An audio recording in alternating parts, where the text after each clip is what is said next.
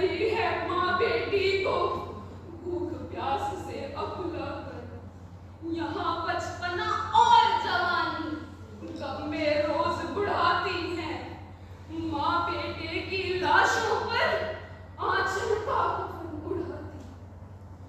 जब तक बंद तिजोरी में मेहनत कश की आजादी है, तब तक हम हर सिंहासन को अपराधी बतलाएंगे। बागी हैं हम इनकलाब के गीत सुनाते जाएंगे। गांधी के सपनों का सारा भारत टूटे लेता है। यहाँ चमन का माली खुद ही कलियां लूटे लेता है। निंदिया के आंचल में जब ये सारा जग सोता हो, राजघाट में चुपके चुपके तब गांधी रोता होगा। हर चौराहे से आवाजें आती हैं संतरासों की।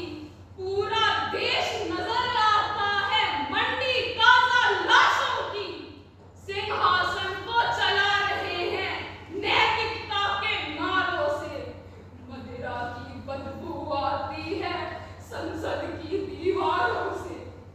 जनगण मन ये पूछ रहा है दिल्ली की दीवारों से, कब तक हम गोली खाएं सरकारी पहरेदारों से। सिंहासन खुद ही शामिल है अब तो गुंडागर्दी में।